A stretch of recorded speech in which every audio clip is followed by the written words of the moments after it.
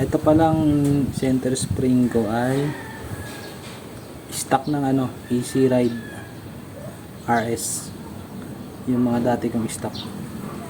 So ito yung nabit ko, mas maganda to, mahaba siya katulad ng click, tsaka tama lang yung lambot niya, hindi ko na natin kailangan sobrang tigas. Medyo nabibitin ako sa arangkada.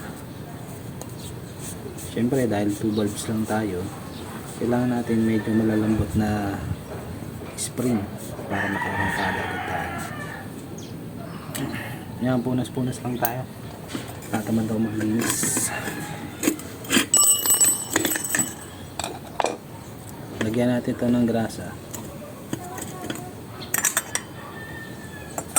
Kita nyo, wala ng grasa. Ay, meron pa namang grasa. Ayan o. Ayan, puno pa siya.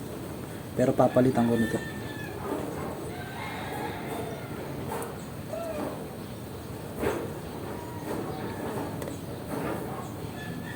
Guys, tignan nyo yung ko, torque drive ko, parang kala mo kinalgal pero hindi ko pa ito pinapakalkal.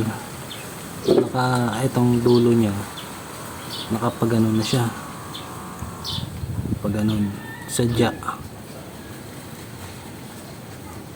Ngayon lang ako nakakita ng ganitong torque drive na may na siya, pero hindi yan side sa kung mapapansin nyo, hindi yan side sa seal. Wala yan, 10 months na ganyan, wala namang problema. Ganda pa ng puwersa na binibigay niya. Kaya na tayo ng grasa.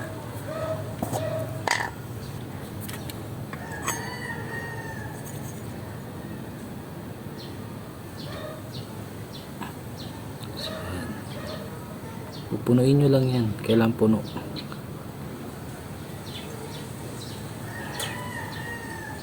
Kailangan puno, ha? So sa kabila,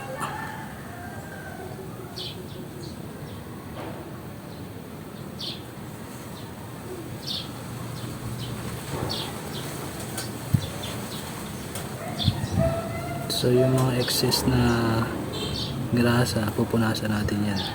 Kasi kailangan di sobrang grasa ang nilalagay dito. Natin syempre ng pampadulas. Kailangan may pampadulas pag ipapasok mo to. Kailangan madulas siya. Pagpapasok, pasok na lang yan. Diba? Ngayon punasan mo yung mga sobrang grasa.